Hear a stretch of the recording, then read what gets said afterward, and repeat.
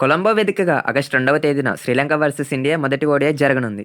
ఈ మ్యాచ్ కోసం చాలామంది అభిమానులు ఎంతగానో ఎదురుచూస్తున్నారు. చాలామంది స్టార్ ఆటగాళ్లు కమ్‌బ్యాక్ ఇస్తున్నారు. విరాట్ కోహ్లీ, రోహిత్ శర్మ చాలా రోజుల తర్వాత బ్యాట్ పట్టనున్నారు.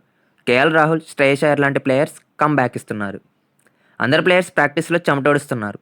అయితే మొదటి మ్యాచ్ చాలా ఇంట్రెస్టింగ్‌గా మారనుంది. శ్రీలంకతో జరిగిన మూడవ టీ20లో సూర్యకుమార్ యాదవ్, రింకు సింగ్ బౌలింగ్ వేసి వికెట్లు తీసిన సంగతి అందరికీ తెలిసిందే.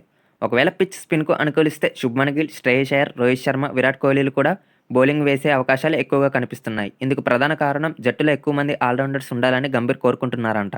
శుభ్మన్ గిల్, శ్రేయస్ అయ్యర్, రోహిత్ శర్మ, విరాట్ కోహ్లీ చాలా మ్యాచ్ల్లో బౌలింగ్ వేశారు. మొదటి ఓడిఐ కోసం భారత్ తుది జట్టు ఇలా ఉండనుంది.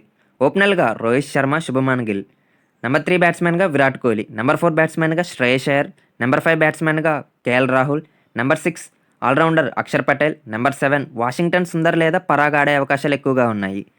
Number 8 Kuldeep Yadav, number 9 Siraj, number 10 Harshdeep Singh, number 11 Harshit Rana.